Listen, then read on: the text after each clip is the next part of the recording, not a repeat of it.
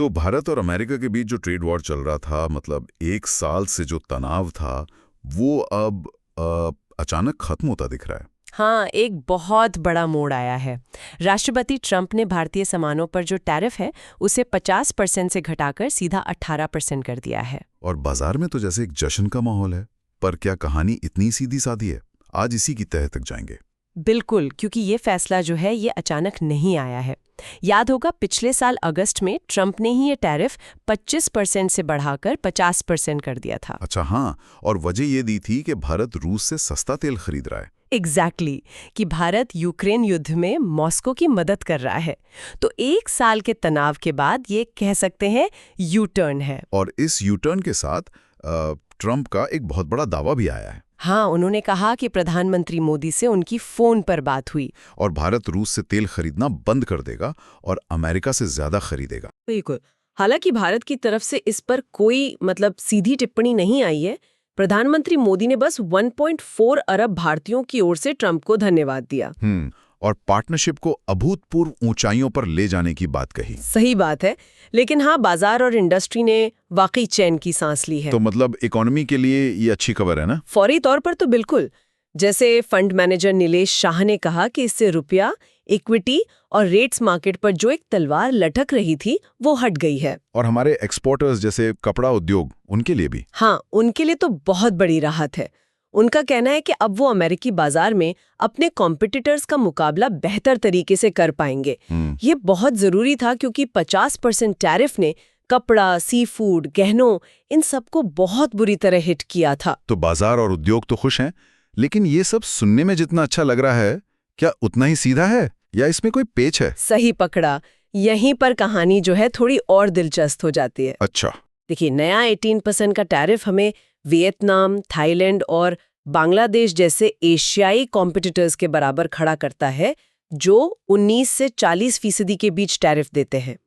Capital economics के शिलान शाह तो यहाँ तक कहते हैं कि ये भारत को सप्लाई चेन के लिए चीन का एक मजबूत विकल्प बनाता है। एक मिनट, ये तो बहुत बड़ा बयान है। मतलब सिर्फ एक टैरिफ बदलने से भारत अचानक उन कंपनियों के लिए पहली पसंद बन जाएगा जो चीन से बाहर निकलना चाह रही हैं? यही वो सवाल है जिसे लेकर global trade and research initiative यानी GTRI के अजय श्रीवास्तव जैसे एक्सपर्ट सावधानी बरतने को कह रहे हैं। उनके मुताबिक क्या साफ नहीं है? कई बातें, जैसे ये जो कम टैरिफ है ये किन किन प्रोडक्ट्स पर लागू होगा, इसकी कोई टाइमलाइन है या नहीं, और शायद सबसे बड़ा सवाल खेती को लेकर है। बिल्कुल, सबसे बड़ा सवाल यही है कि क्या इस डील के बदले भारत ने अपने कृषि जैसे संवेदनशील सेक्टर में जीरो टैरिफ पर हामी भर दी है, और नॉन टैरिफ बैरियर पर भी। हाँ, मतलब टैक्स के अलावा दूसरी रुकावटें जैसे कोई सख्त नियम या कोटा।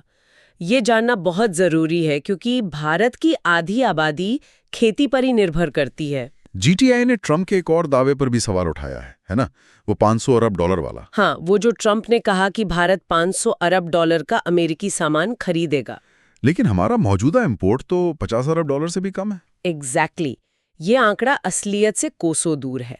इसीलिए अजय श्रीवास्तव का मानना है कि जब तक कोई साझा बयान या लिखित समझौता नहीं आता, इसे एक ट्रेड डील से ज्यादा एक पॉलिटिकल सिग्नल मानना चाहिए। अच्छा, तो अगर ये इकोनॉमिक्स से ज्यादा पॉलिटिक्स है, तो फिर यहाँ असली खेल क्या चल रहा है? ये तो पूरा जियोपॉलिटिकल समीकरण ही बदल देता है। बिल्कुल। याद कीजिए, पिछले एक साल में जब अमेरिका से रिश्ते खराब थे, तब भारत ने बीजिंग और मॉस्को से अपनी नजदीकियां बढ़ाई थी।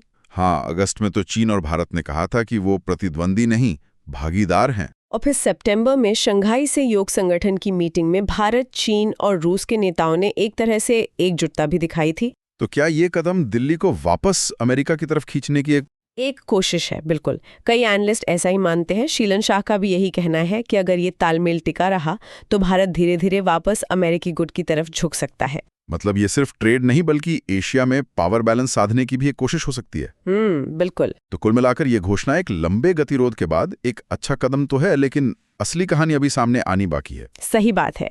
जैसा कि US India strategic partnership forum ने भी कहा, ये सिर्फ एक महत्वपूर्ण पहला कदम है। आने वाले महीनों में होने वाली बातचीत से ही तस्वीर पूरी तरह साफ होगी। और यहाँ एक आखिरी सवाल सोचने के लिए छोड़ जाते हैं। इन व्यापार के आंकड़ों से परे असली सवाल यह है कि भारत अपनी विदेश नीति के संतुलन को कैसे साधेगा। क्या यह कदम अमेरिका और चीन रूस की धुरी के बीच उसके रिश्तों को हमेशा के लिए बदल देगा, या ये सिर्फ एक अस्थायी आर्थिक समझौता है?